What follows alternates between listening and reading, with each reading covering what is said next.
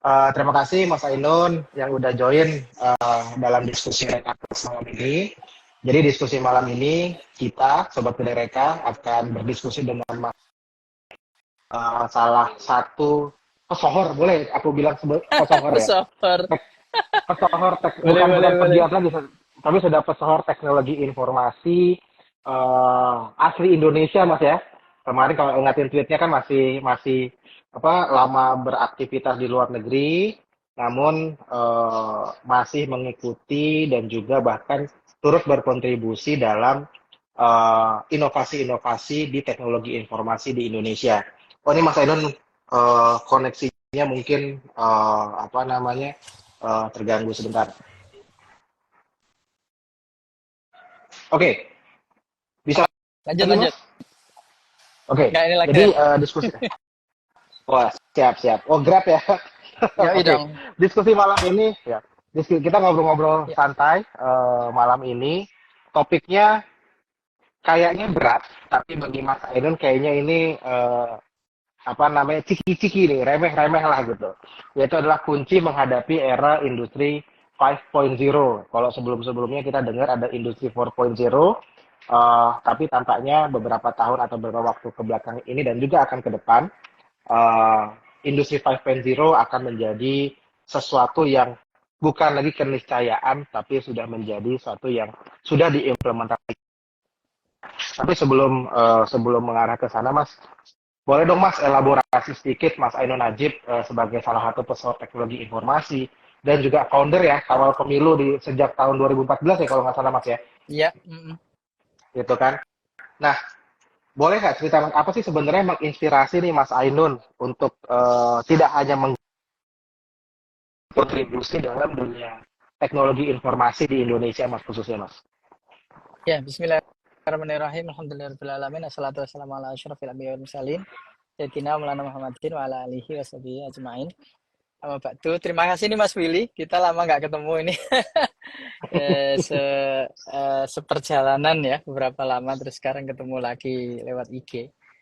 Pertanyaannya tadi apa namanya? Kenapa mau berkontribusi ya dalam konteks Ya teknologi di apa yang Indonesia gitu. menginspirasi Mas Ainun nih gitu. Oke. Ya, sebetulnya kita semua dalam kehidupan ini kan ada tujuan hidup masing-masing ya. Kalau saya pribadi sih ketemunya ya pokoknya gimana caranya bisa bermanfaat gitu. Nah, saya Mhm. pribadi kemampuannya terbatas ya bisanya cuma sedikit-sedikit aja. Salah satunya adalah bidang teknologi. Ya udah pertanyaannya gimana saya bisa bermanfaat untuk orang lain, untuk kebanyakan orang melalui teknologi gitu. Terus ya karena tergemparnya di Singapura dan Singapura ini sudah cukup dalam tanda kutip maju ya. Menggunakan teknologi untuk kebermanfaatan itu udah banyak banget. Maka saya mikirnya oke, okay, I should contribute to my own people gitu ya, ke Mhm. ke ke keluarga di kampung halaman, ke komunitas bangsa Indonesia gitu. Nah, alhamdulillahnya dengan teknologi informasi itu memungkinkan meskipun jaraknya jauh, posisi di negeri kampung halaman, tapi bisa tetap kontribusi. Jadi itu sih Om, yang menginspirasi ya gimana caranya untuk tetap bisa bermanfaat. Nah, ini menarik ya, bermanfaat. Jadi, udah berapa tahun ya, Mas, berkiprah di bidang teknologi informasi ini? Oh, berapa lama ya? Dua lulus itu 2007. Terus 2007 berarti ini udah berapa tahun Mhm. nih? 16 15, tahun ya. Udah 16 16 tahun tahun dong? lebih. 16 tahun Ya, dong? 16. Ya, 16 tahun. Boleh boleh dijelasin nggak sih, Mas? Kan teknologi informasi kan luas banget ya, Mas ya? Mungkin apa namanya ada yang bercandain adalah oh teknologi informasi itu sesuatu yang berhubungan komputer. Kalau apa namanya benerin Ya. komputer itu orang IT misalkan kayak gitu gitu. Tapi Ya, kalau selama ini ya. selama 15 atau 16 tahun Mas Ainun berkarir di bidang teknologi informasi, bidang apa sih spesifiknya yang Mas Ainun gelutin gitu? Ya, yang terbaru ini terutama dalam 10 tahun terakhir ini saya fokusnya ke bidang data. Bidang data yang Hmm. ya sekarang populernya AI, data science, machine learning itulah semua istilah-istilah jargon yang seperti itu. Tapi esensinya sebetulnya sama, mengkombinasikan matematika statistika dengan informasi yang memungkinkan memproses banyaknya data point secara bersamaan gitu, secara cepat gitu.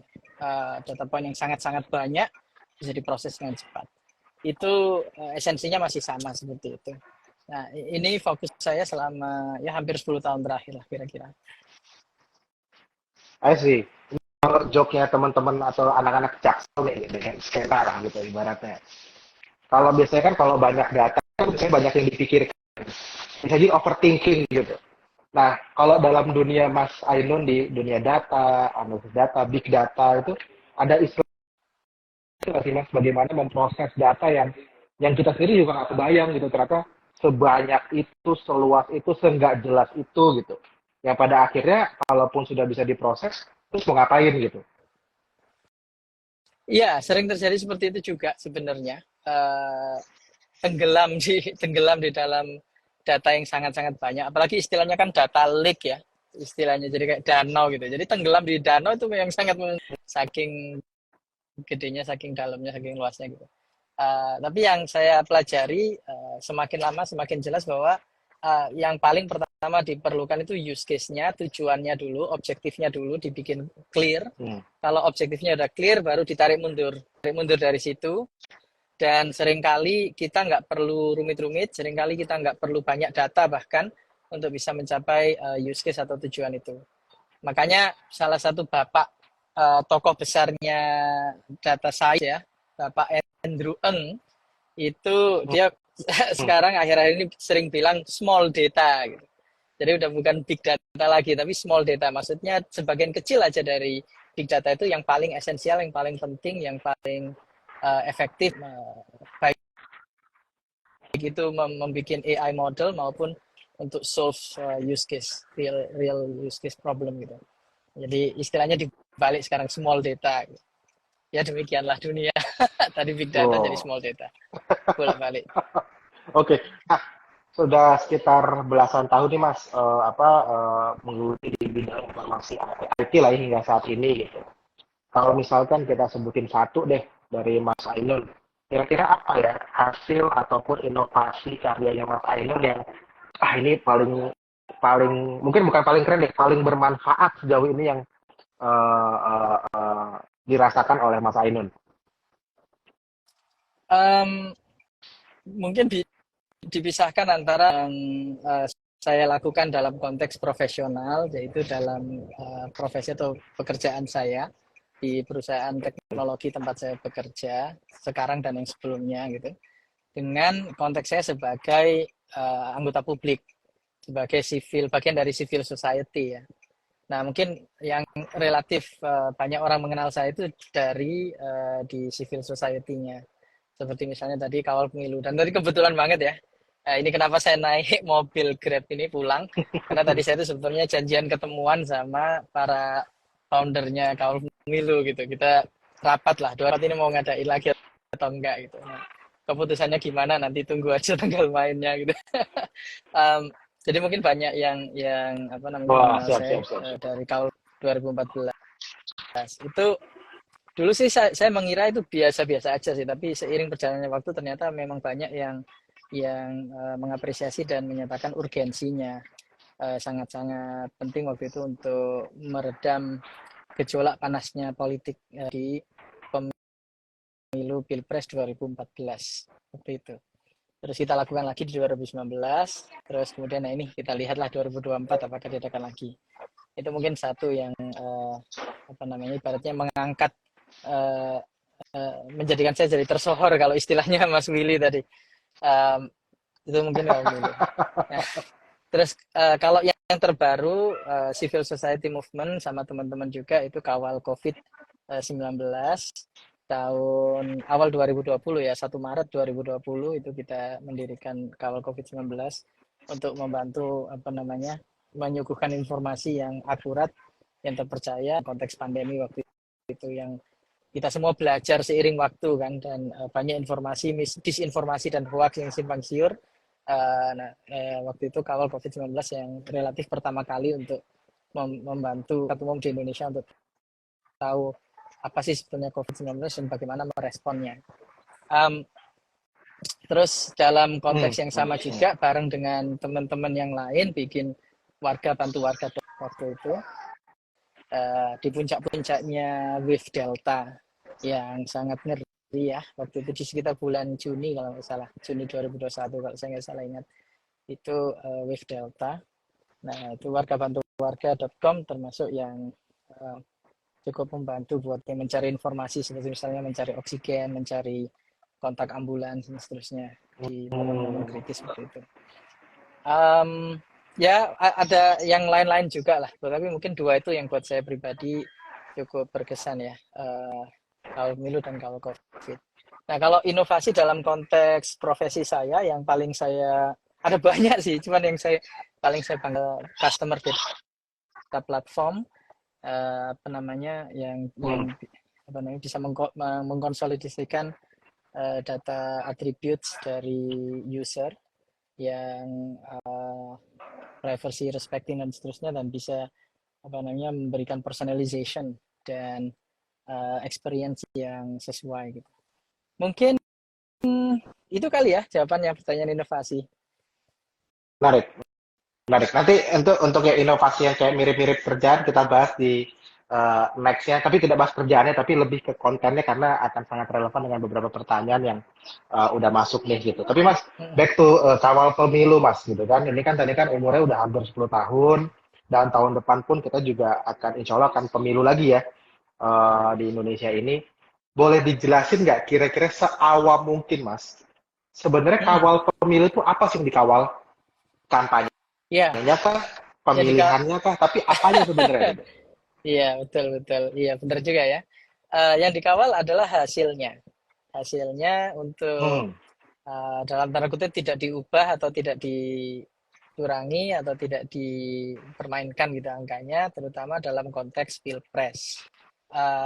Jadi waktu itu 2014 itu kan simpang siur ya, siapa yang gitu karena dua kandidat waktu itu mendeklarasikan kemenangan. Jadi kami mengambil data dari KPU, scan dari hasil pemilu dari setiap TPS di Indonesia, hampir seluruh TPS di Indonesia waktu itu 2014 itu 400.000 TPS, hampir 500.000 lah, hampir 500.000 TPS. Itu scan-nya ada semua, hampir semuanya ada, terus kita masukkan ke dalam platform dan menggerakkan ratusan relawan untuk menginput angka-angkanya itu dan semuanya selesai dalam 4 hari. Dalam 4 hari selesai 500.000 TPS, hampir 500.000 TPS itu. Iya, jadi kita menyelesaikan hasil penghitungan pemilu itu seminggu lebih cepat ketimbang KPU mengumumkan hasil resminya. Dan ya waktu itu cuman selisih 0,14% dari hasil resmi. Karena tidak semua datanya ada, misalnya dari Papua itu scan-nya tidak ada, sebagian kecil ya, sebagian nggak semua dari Papua, tapi dari Papua itu scan-nya nggak ada, kayak gitu. So ya alhamdulillah itu membantu menunjukkan ke publik hasil yang sebenarnya secara transparan dan sampai ke level setiap TPS, setiap desa, kecamatan, kabupaten, nah itu kelihatan jelas angka-angkanya, breakdown-nya. Nah, 2019 kita inovasi lagi, kita tambahkan foto.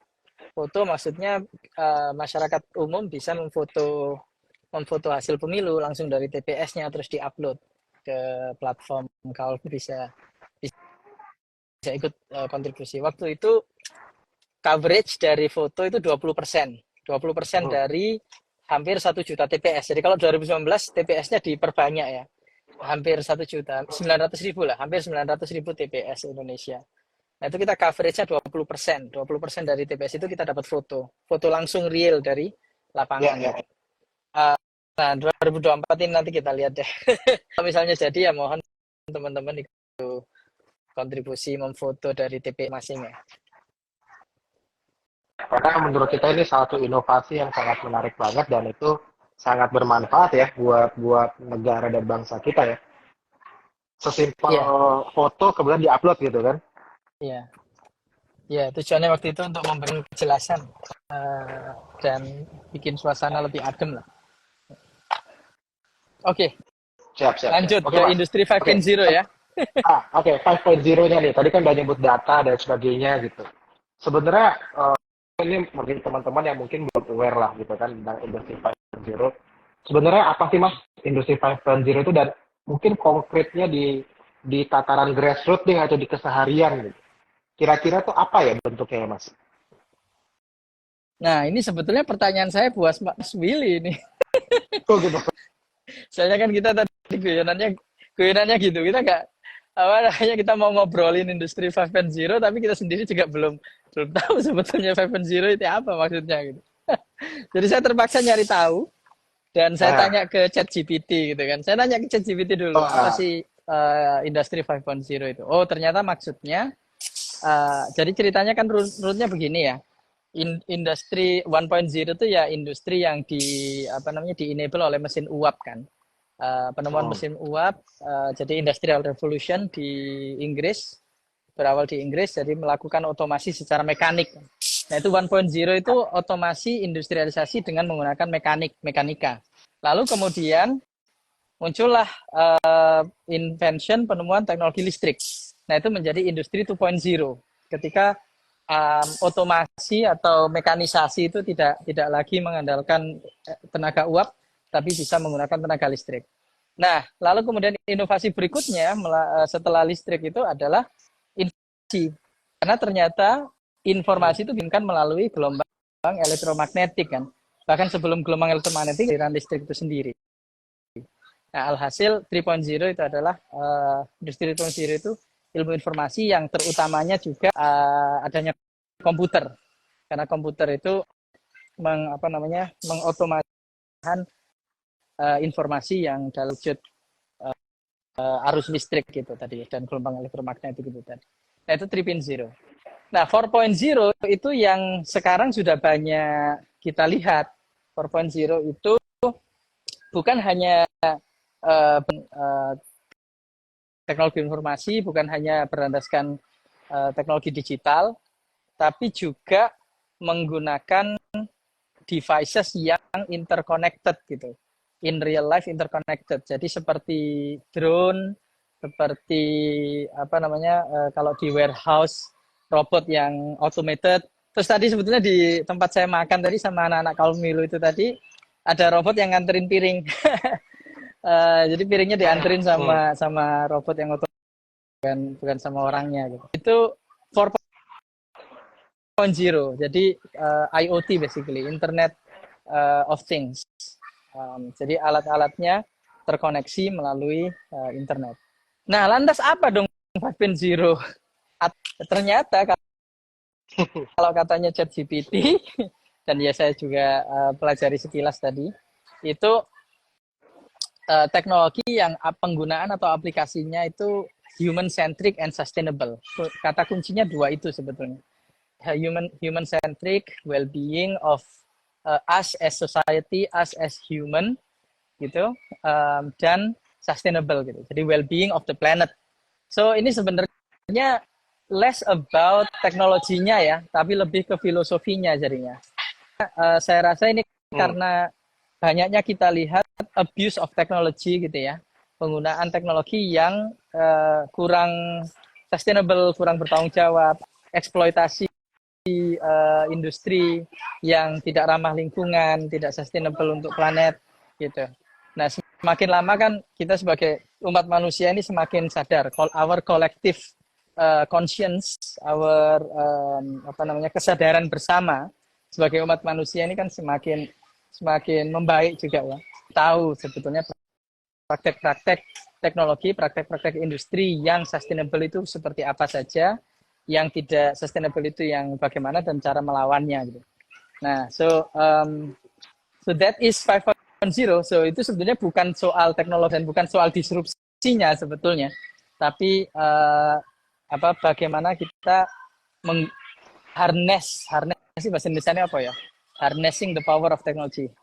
Harness itu memanfaatkan Hmm. kemampuan teknologi itu untuk create a better life for the society sehingga manusia bisa menjadi manusia yang seutuhnya gitu ya, memanusiakan manusia dan menjaga planet ini gitu. Kalau istilahnya ya khalifah fil art gitu. Bagaimana kita bisa menjadi khalifah yang bertanggung jawab atas bumi ini, khalifah fil art. Ya, begitu Om Willy. Oke. Di tataran lebih grassroots lagi Mas, kira-kira atau di keseharian gitu. Kira-kira udah ada nggak sih yang mulai menggunakan 5.0 ini gitu? Jadi yang pertama mempopulerkan istilah 5.0 itu sebenarnya Jepang. Kita tahu kalau secara budaya yang paling pertama misalnya membudayakan daur ulang, pengolahan sampah dan pembuangan sampah yang disiplin sekali daur ulang.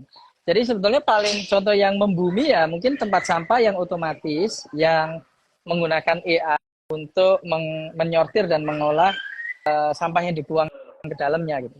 Nah ini saya nggak tahu apakah sudah mulai dieksperimenkan di Indonesia misalnya. Kalau di Singapura ada beberapa titik yang punya tempat sampah seperti itu. Bukan hanya IoT tapi dia pakai AI juga untuk mensortir sampah yang dimasukkan.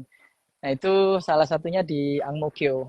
Di sini di Ang Mo Kio ada mall, ada mall namanya MK Hub, itu di situ ada satu. Ya. Yang titik-titik lain saya nggak tahu. Saya nggak hafal tempat-tempatnya. Atau mungkin akan ke depan ya Mas, karena kan tadi Mas Ainun nyebut tentang artificial intelligence, machine learning, atau ya mungkin dalam konteks AI ada kecerdasan buatan. Kan kita kan akhir-akhir ini kan sering nonton film-film Hollywood ini kan kayak fitur-fitur ataupun konsep AI itu kayak makin advance lagi gitu. Robot yang bisa lebih canggih kayak Iron Man, di Avengers dan sebagainya gitu. Ke depan itu kira-kira dan mungkin bisa jadi bahkan AI banyak dikhawatirkan juga bisa menggantikan peran manusia, human nih. Iya, persis. Gitu. Persis ya. Nah, itu menurut Mas Ainun itu apakah AI itu bisa menggantikan peran manusia seutuhnya gitu? Pas hari ini gitu. Beberapa hari terakhir ini gitu. sekitar semingguan inilah. Semingguan ini saya itu baru benar-benar tersadarkan bukan bahayanya kali ya. Betapa amazing AI-nya ChatGPT itu gitu. Karena memang mereka ada rilis baru ya. Beberapa hari yang lalu ada rilis baru. Saya masih belum dapat akses, tapi udah lihat orang yang punya akses dan udah mencoba gitu ya. Terus pun saya juga nyoba-nyoba sendiri. Udah ada beberapa improvement bahkan sebelum rilis yang 3 atau 4 hari yang lalu itu. Terus di kerjaan kantor juga ada banyak tim yang mencoba dan salah satunya itu tim saya itu ada yang cukup breakthrough lah, cukup berhasil gitu. Nah, all these experiences, especially dalam 1-2 minggu terakhir ini, bikin saya sadar kalau AI ini beneran bisa menggantikan pekerjaan manusia gitu. Kalau sebelumnya saya itu masih berkeyakinan bahwa ya sebelum 2 minggu ini itu saya masih berkeyakinan bahwa AI mungkin tidak bisa sekreatif manusia. AI mungkin tidak bisa menciptakan sesuatu yang baru. Tapi ternyata it's close enough gitu. It's close enough. Kan beneran bisa seolah-olah kayak bisa berpikir gitu. Kalau dari kacamata awam itu seolah-olah bisa berpikir. Nah, tinggal jago-jagonya si AI engineer atau kalau dalam konteks LLM seperti ChatGPT itu prompt engineer-nya, jago-jagonya si prompt engineer-nya ini bisa input yang tepat ke AI ChatGPT itu, ke AI LLM itu. Ini mengeri Om. Jadi sekarang saya nggak tahu dunia ini akan seperti apa. Bakal banyak sekali pekerjaan yang di take over oleh AI itu kayaknya beneran akan terjadi. Jadi mungkin saran saya buat saya sendiri dan buat teman-teman yang mendengarkan gitu ya. Coba deh belajar prompt engineering gitu, belajar berinteraksi dengan AI ChatGPT, trik-triknya apa aja, mereka AI ini bisa disuruh ngapain aja gitu. Orang-orang lain itu melakukan apa aja dengan AI. Terus coba otomasi kehidupanmu sehari-hari gitu. Mencoba pekerjaan kita sendiri di kantor gitu misalnya. Bisa dibantu oleh AI itu dengan seperti apa gitu. Lama-lama akan Hmm. Hmm. bayangan saya lama-lama akan kita dapati bahwa tersadar bahwa banyak sekali yang harusnya dilakukan oleh manusia ternyata dieliminasi atau digantikan oleh AI ini. Jadi memang cukup mengerikan, Om. Saya nggak tahu dunia akan seperti apa. Mudah-mudahan kita semua bisa beradaptasi dan bisa harnessing the power itu. Bukannya terlindas tapi malah Harus. apa namanya memanfaatkannya gitu, memanfaatkan kekuatannya AI. Ya karena logikanya kalau misalkan AI ini bisa menggantikan peran ataupun aktivitas manusia gitu, kita juga kadang berpikirnya, atau dia ternyata bisa bikin peluang-peluang baru untuk pekerjaan-pekerjaan baru yang itu tetap akan bisa dilakukan oleh manusia juga pada akhirnya gitu. Itu tandanya manusianya harus Iya, tetap berinovasi dong, kalau dan masih harus tetap belajar, berinovasi. exactly, makanya itu kita mesti bagian yang mempelajarinya gitu, supaya kita bukan sekedar tergantikan saja tanpa bisa berbuat apa-apa gitu, tapi justru kita yang akan menciptakan peluang-peluang baru tadi yang Mas Willy sebutkan ya. Nah kalau secara umat Hmm. manusia kita lihatnya secara jangka panjang ya, bukan dari tahun per tahun. Memang setiap kali ada disrupsi teknologi seperti ini, misalnya kemunculan mesin uap, ya kan? Mesin uap kan mengeliminasi banyak sekali eh, apa namanya pekerja tenaga kasar atau misalnya kuda dieliminasi juga gitu. Munculnya kereta api, kemudian munculnya listrik juga mengeliminasi banyak banyak pekerjaan juga. Tapi kalau kita lihat long termnya, the history of mankind secara umat manusia, ya kita semua beradaptasi kan, dan itu justru menciptakan kemakmuran yang lebih baik gitu. Jadi secara role umat manusia justru lebih makmur, lebih lebih Hmm. lebih banyak pekerjaan, lebih banyak opportunity, lebih banyak kreativitas bermunculan gitu kan. Nah, itu juga akan terjadi dengan AI ini. Tapi kan ada momen tuh, ada momen mungkin katakanlah beberapa Ya, tahun atau mungkin ya, 10 ya. tahun gitu kan, yang memang ada yang tergilas gitu. Memang ada yang Hmm. tergantikan oleh disrupsi teknologi tersebut, ya kan? Dulu listrik, dulu komputer gitu, sekarang AI. Um, Ya. yang kalau nggak cepat-cepat beradaptasi ya terlindas terus gitu. Nah, maka kita saya sendiri terutama dan teman-teman yang mendengar saya sarankan untuk ayo coba belajar karena AIM ini sangat mudah diakses. GPT 3.5 kan gratis ya, bisa diakses gratis. Kalau mau bayar $20 sebulan akses GPT 4 itu yang paling canggih saat ini. Di Google ada yang sepenuhnya gratis namanya Bard, bard.google.com. Itu juga bisa diakses sepenuhnya gratis. Cuman itu masih kalah dengan GPT. Mungkin bentar lagi setelah Gemini, jadi ada project namanya Gemini di Google. Itu katanya 5 kali lipat lebih canggih dari GPT-4-nya ChatGPT OpenAI. Nah, itu setelah mereka rilis itu untuk publik baru kemudian mungkin kita bisa lihat alternatif yang gratis yang lebih baik ketimbang GPT-4 ya. Tapi saat ini yang dari Google yang untuk publik masih belum Gemini, masih belum project Gemini. Nah, ini menarik nih Mas. Tadi kan poinnya adalah yuk kita cobain gitu kan. Kita cobain, kita pelajarin, Ya, kita rasakan apa yang bisa kita lakukan dalam mengimplementasikan Industri 5.0 sejak dini di tataran yang lebih simpel lagi sejak awal. Dan kalau kita ngomong belajar ini kan nggak cuma otodidak nih Mas, tapi juga bisa dari kampus nih gitu. Baik itu kampus bernuansa juga kampus yang bernuansa vokasi gitu. Kira-kira jika ini ada teman-teman yang dari kalangan kampus, baik itu dosen, peneliti, ataupun mahasiswa sekalipun gitu. Kira-kira perguruan tinggi posisinya sebaiknya akan seperti atau apa ya dalam menyikapi ke depan nih industri 5.0 yang mungkin akan semakin masif gitu mas.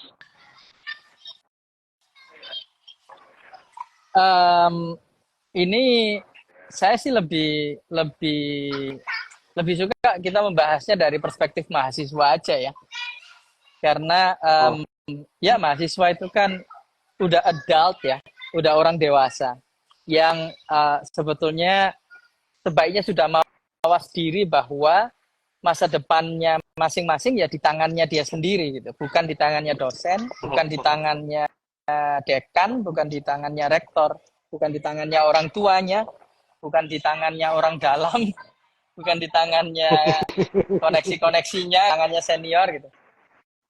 Tapi ya di tangannya masing-masing. Jadi kalau dari perspektif teman-teman mahasiswa, maka sebaiknya itu tadi mencoba mengeksplor sendiri, dan sekarang sangat-sangat aksesibel. Perkembangan teknologi terutama AI itu sudah sangat-sangat aksesibel kan. Nah, kalau universitas atau kampus dalam bukan mahasiswanya tapi dosennya, sivitas akademianya gitu ya, apa namanya, istilahnya apa, ya ya akademia ya, akademianya ya, gitu, ya, ya. um, itu well always playing catch up sih ya. Jadi susah juga saya ngomongnya ini. Inevitably memang perkembangan industri, perkembangan real life di luar sana pasti lebih cepat ketimbang perkembangan kampus. Dan ini terjadi tidak hanya di Indonesia, di mana-mana gitu. Kayak misalnya katakanlah data science ya. Data science sebagai sebuah bidang itu kan sebetulnya udah cukup lama sebetulnya ya. Udah sekitar belasan tahun lah kalau sekarang. Nah, tapi jurusan-jurusan yang fokus ke data science kan masih, kalau di Indonesia mungkin masih belum ada ya. Atau udah ada ya. Belum Di ya, belum Singapura belum itu, ada mungkin, uh, tapi mungkin belum banyak gitu Mas, ya, belum common ya. di Singapura itu baru lah. Baru 5-6 tahun ini kalau Oke. kalau kalau saya nggak salah itu ada jurusan tentang data science itu atau artificial intelligence juga sebagai jurusan master, itu juga relatif baru gitu. Nah saya nggak tahu di Indonesia udah catch up dengan itu atau belum. Padahal data science itu Mungkin sudah sebagian udah ada. mulai mulai mulai mulai relatif turun dan tergantikan dengan AI sekarang kalau kita bicara tren gitu. Jadi Hmm, hmm. Civitas Akademinya itu pasti playing catch up, pasti ketinggalan. Jadi tinggal ya sudah bisa secepat apa catch-nya gitu. Oke, oke, oke. Menarik nih Mas. Ini satu pertanyaan terakhir deh. Apa namanya, tentang bagaimana AI, Industri 5.0, dan juga bagaimana mengembangkan nih ekosistem Indonesia gitu. Harapan Mas Ainul gitu sebagai warga Indonesia yang ya walaupun juga sedang di luar negeri tapi kan tetap jiwanya merah putih. Harapannya agar Indonesia secara negara nih Mas, itu bahkan secara bangsa nih, eh, menghadapi untuk mempersiapkan ekosistem riset dan inovasi dalam menghadapi kehadiran industri 5.0 di Indonesia nih Mas gitu. Saya di titik sekarang sebetulnya saya itu lebih khawatir dengan bom demografi kita ya. Mhm. Mas Willy itu kan antisipasi disrupsi teknologi atau kemajuan teknologi gitu ya. Ya, Tapi hal-hal seperti itu hanya sebagian kecil elit saja gitu. Um, dan ketika saya bilang elit, itu teman-teman yang mendengarkan di Instagram Live saat ini itu elit semua loh.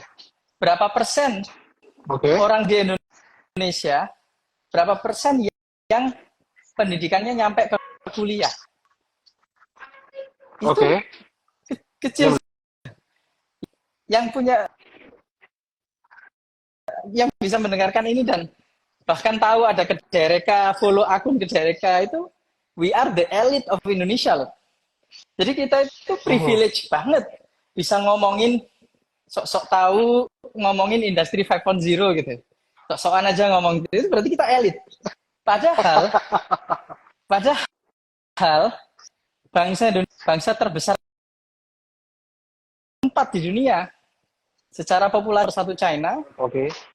nomor 2 India, nomor 3 Amerika Serikat, nomor 4 Indonesia. Jadi Indonesia ini kodrat peringkat 4 di dunia. Harus peringkat 4 di dunia. Apapun itu kan bidangnya, harusnya begitu kan. Apalagi kita sumber daya alamnya kaya gitu. Malah harusnya mungkin melebihi peringkat 4. Terus kenapa kita nggak di peringkat 4? Karena elit kita, termasuk saya, Mas Willy, termasuk semua yang mendengarkan ini, itu terlalu sedikit. Kita itu terlalu sedikit. Fakta bahwa orang kayak saya yang sebetulnya nggak bisa apa-apa, saya nggak bisa apa-apa. Saya nggak termasuk pakar yang luar biasa atau apa gitu ya. Saya masih belajar terus gitu. Bisa dianggap atau disangka sebagai pesohor apa tadi istilahnya? Yang tersohor dalam bidang teknologi. Iya, itu kan menunjukkan saking sedikitnya gitu. Lah gimana nih bangsa terbesar keempat di dunia kok susah nyari gitu. Elitnya kok sedikit sekali gitu. Nah, kenapa? Karena demografi kita yang besar itu sejatinya adalah bom demografi, bukan bonus demografi. Itu realita kita sekarang. Jadi kalau ditanya apa yang sebaiknya kita siapkan sebagai bangsa, sebagai negara, ya ringkas saja. Kita mesti mencegah jangan sampai jadi bom. Dan sampai demografi Indonesia yang sangat besar ini, yang peringkat keempat di dunia ini, itu jadi bom. Udah, itu minimal itu udah. Itu udah minimal banget. Gitu. Karena kita nggak celaka sebagai bangsa gitu ya. Gimana kita yang elit-elit ini, yang privilege ini, gimana caranya bisa membantu yang less privilege supaya mereka tidak jadi bom. Coba lihat yang terbaru, yang viral ya. Tiap minggu selalu ada aja yang viral kan. Tapi yang terbaru ini kan anak ngebully teman sekolahnya, si anak itu jago silat. Terus ada videonya, ya kan? Ya seperti itu gitu. Nah, itu kan the tip of the iceberg aja kan. Nah, bayangkan itu loh. Teman-teman yang berpendidikan, teman-teman yang bisa mikirin disrupsi 5.0, you are the elite. Sementara realitanya we need to make sure bangsa kita itu menjadi bangsa yang berprinsip, yang kalau istilahnya Pak Dahlan Iskan, kalaupun miskin pun miskinnya terhormat gitu. Kalau kaya bermanfaat, kalau miskin terhormat. Jadi jangan sampai karena miskin tapi tidak terhormat lantas terjebak di pinjol, terjebak di judi, terjebak di hal-hal yang nggak jelas di dunia teknologi gitu. Itu yang paling minimal Om. Jadi saya nggak mau bicara daki-daki industri 5.0 yang saya juga nggak paham, nggak mau bicara Indonesia mengantisipasi itu. Saya cuma minta satu aja, bangsa Indonesia ini ayo bareng-bareng, jangan sampai jadi bom demografi gitu. Yes, paling minimal. Jadilah orang-orang yang bermartabat seperti apapun itu kondisi kita masing-masing. Oke, terima kasih banyak nih Mas Ainun atas sharing-sharingnya. Benar, sepakat sekali. Bonus demografi, dengan kata-kata indah itu, malah ternyata jadi bom demografi ya. Dan itu tentu ya kemampuan kita untuk terus belajar, terus berinovasi, berkolaborasi, dan juga tidak melupakan teman-teman atau sekitar kita ya. Karena Mas Ainun, ya kita ini segelintir mendapatkan kesempatan untuk mengetahui lebih atau bahkan mengakses lebih, nah bisa menggunakan akses itu untuk membantu teman-teman kita yang lain yang mungkin privilege yang sama ya, kurang lebih seperti itu ya Mas Ainun ya. Ya, help the less privilege. Ya. Siap. Menarik ini diskusinya.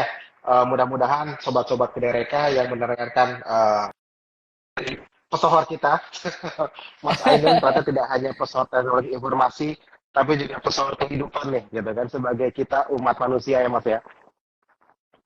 Ya, betul. Oke, siap.